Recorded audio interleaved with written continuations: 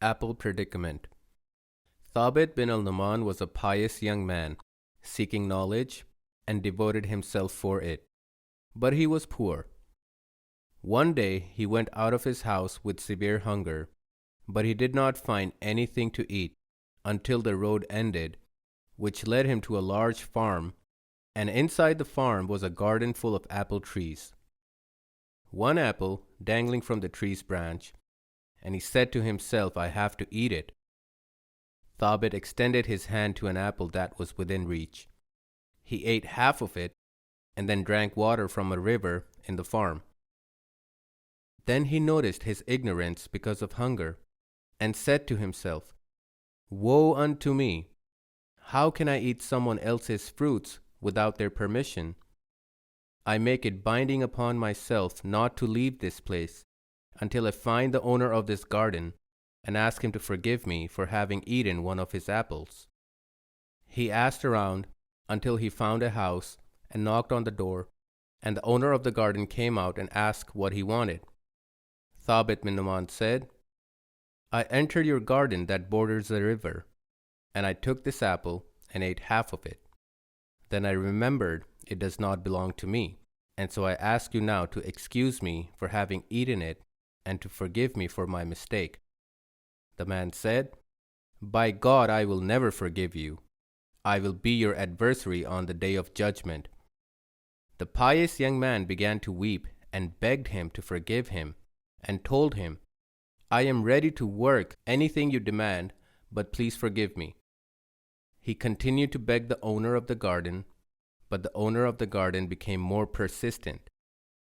Then he left. The young man followed him and begged him until he entered his house. Thabit remained sitting at the house waiting for the owner of the farm to return until Asr prayer. When the owner of the garden came out and found him still standing, and his beard wet with tears, his face more bright, Thabit said, "O uncle, I am ready to work as a farmer in this garden without pay for the rest of my life, provided that you forgive me." The garden owner said, "I am ready to forgive you on the condition that you marry my daughter." Thabit was shocked and stunned by the answer. He did not understand the condition and said, "I will marry her." Then the man said, "My daughter is blind, she does not see, is mute, she does not speak, is deaf, she does not hear. For a long time I have been looking for an untrusted husband for her, who accepts all her specifications that I mentioned. If you agree, I will forgive you." Thabit was shocked once again and began to think how to live with this girl with these specifications, especially as he is still young, and how she would serve him when she is in this condition. Thabit bin al-Numan began to ponder over this situation. It was a difficult predicament, and he found himself in it at that point. What should he do? He couldn't get out of it, thought Thabit, for he realized that to be tested by such a woman, to take care of her, and to serve her are all better than to be eaten by the hellfire as a reward for having eaten the apple. And so he accepted the condition to marry the girl, seeking his reward from Allah. He headed to the owner of the garden and said to him, "I accept your daughter, and I seek reward from Allah." The man said, "Your appointment is next Thursday at my house for the feast of your wedding, and I will pay you the dowry." On Thursday, Thabit arrived like a sad man, not like any man would arrive on his wedding day.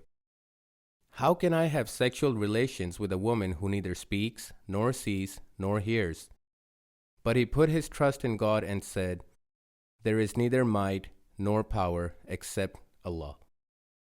When he knocked the door, the girl's father opened and let him in and said to him, "O my son, please come in to your wife. God bless you both," and took his hand and went with him to the room where his daughter was sitting.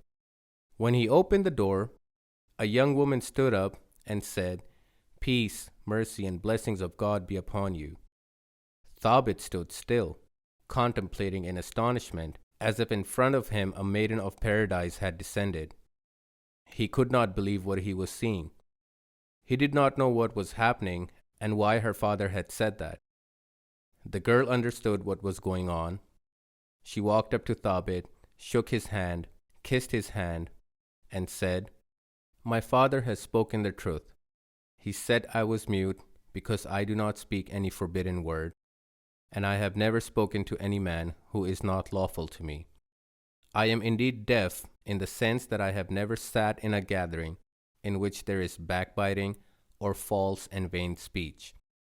I am indeed blind in the sense that I have never looked upon a man who is not permissible for me. I am the only child of my father, and since many years he was searching for a righteous husband for me.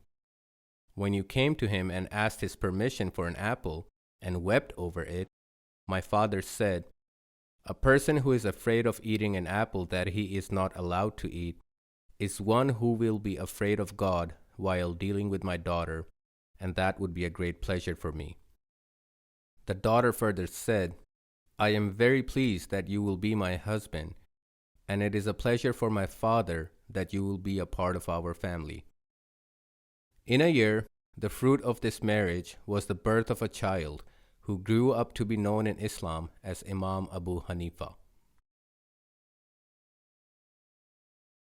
ومن يتق الله يجعل له مخرجا ويرزقه من حيث لا يحتسب ومن يتوكل على الله فهو حسبه إن الله بالغ أمره قد جعل الله لكل شيء قدرا